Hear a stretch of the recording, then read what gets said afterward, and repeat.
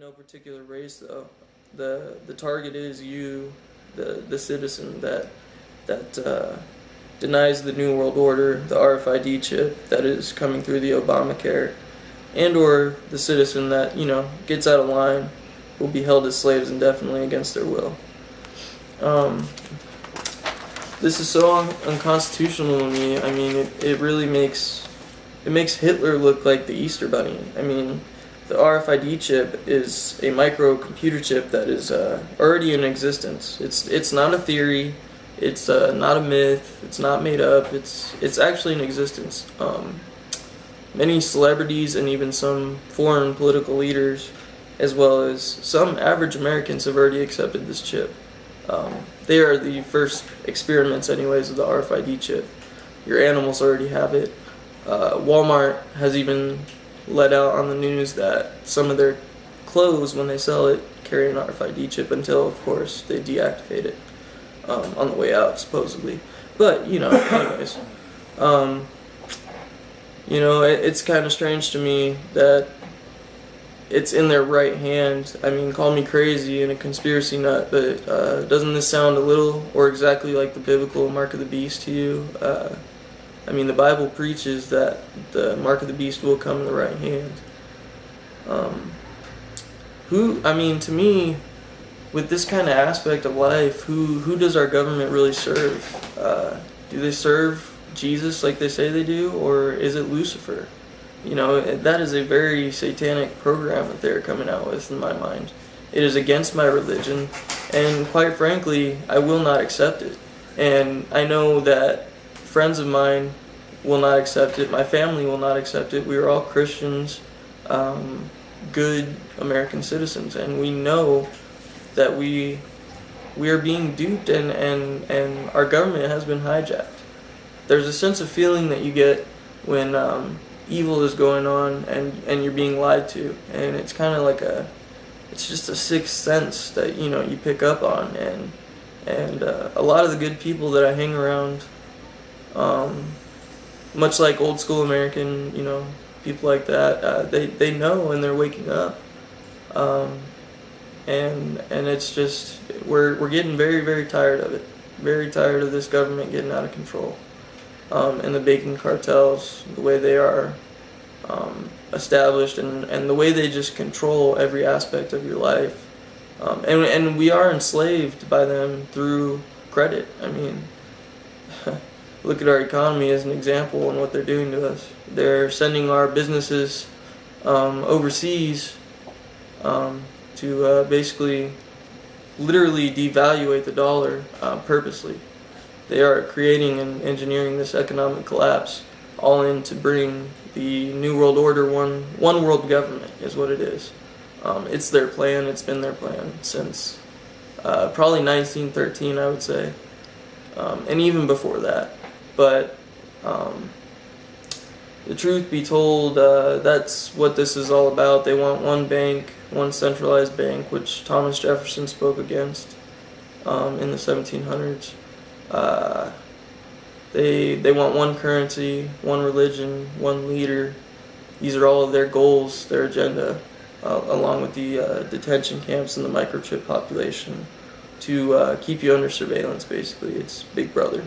It's totally Orwellian prophecy, totally fascist Hitler. By the book, Hitler fascism. Only, I honestly think this is a more evil administration to come than Hitler was. Hitler's, if you go back in time through Hitler's background, you come to a mysterious thing to me that I kind of find weird, is that one of our American president's grandfather, Prescott Bush, financed Hitler through World War II and his rise and the Third Reich. Folks, all the time you hear how hard we fought to win and preserve our freedoms in World War II. And a lot of our family members and our relatives, as I said before, have fought in these wars. But to me, they say it's for freedom, and later on you come to find out our president's relative was a Nazi war criminal the whole time that World War II was going on. So it's kind of like, how do we, the American people, let that happen? But it's not us that are letting it happen. We're being manipulated and controlled through psyops.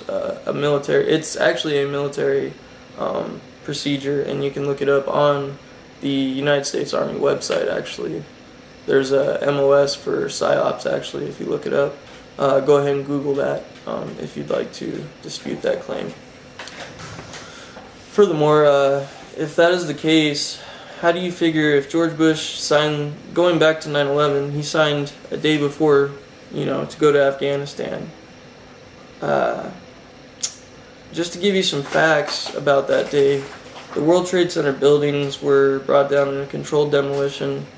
Larry Silverstein, who is actually the owner of the World Trade Center buildings, a month before, I believe it was, I'll have to check my sources on that, but a month before 9/11, he took a big insurance policy out on the World Trade Center buildings, including World Trade Center 7, which mysteriously collapsed. No plane hit it.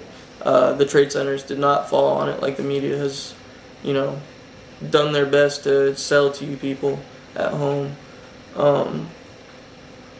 The truth is that there was super nano thermite found in the dust and the ash of the World Trade Center wreckage. Larry Silverstein also admitted on, I believe it was CBS News, he admitted that later on that night he decided that such a terrible loss of life that day, he decided to pull it, was his exact words, which is slang for controlled demolition. It's kind of weird that they brought that building down in controlled demolition, and the Twin Towers were a terrorist attack that same day. How did they have the explosives in World Trade Center 7, and we're supposed to believe they didn't have them in the Twin Towers? It just doesn't add up to me, folks.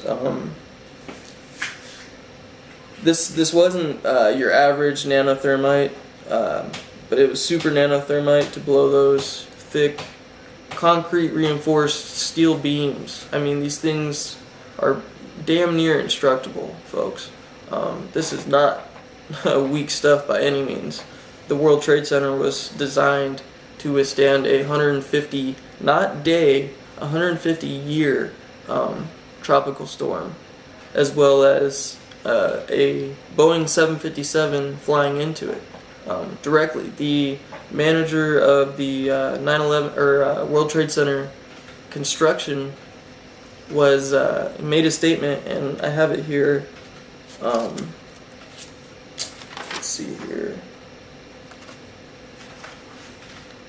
His name was Hyman Brown, and after he was interviewed, and I quote, "Although the buildings were built to withstand a 150-year tropical weather storm and the impact of a Boeing 757, somehow jet fuel at 2,000 degrees weakened the steel." And that was a direct quote by the constructor of the World Trade Center manager that constructed it. Kevin Ryan was a worker that certified the steel that was actually constructed at the World Trade Center. And, he stated that we know that the steel component we certified to ASTME 119, which is some pretty thick stuff, pretty strong stuff if you look it up. The temperature curves for this standard required the sample to be exposed to 2,000 degrees Fahrenheit for several hours. And as we all can agree, the steel applied met those standards. Additionally, I think we can all agree that unfireproof steel will not melt until reaching red-hot temperatures of nearly 3,000 degrees Fahrenheit. Why the government would imply that 2,000 degrees Fahrenheit would melt the steel makes no sense at all. And that was another quote. And later on, you actually find out that Kevin Ryan was fired from his position at Underwriter Laboratories right after he made these statements in the interview. So, there's some suspicion there too as to why they were so threatened by him making these statements. If you watch the collapse, slow it down sometime, and you watch the explosions from the floors below. They were below the impact zone. You could see them blow out the sides of the building as it's going down. And when I was watching that day, I was a kid, and I remember hearing the guy on the news actually saying that this looks like an implosion of what you would see of a controlled demolition, things that you would see when they would blow up old stadiums or old buildings. I mean, the news was literally broadcasting the truth the day of. We just weren't awake, most of us, to see it.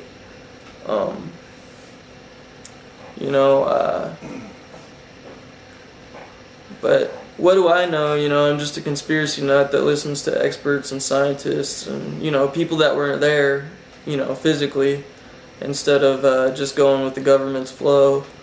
I ask all of you tonight to look at the info that I've presented you. Do your own research. I'm going to pass it on to my friend and fellow info warrior, Old School American, for more. And I'll see you next week for Freedom of Fear News. Ask questions, demand answers, and have a good night.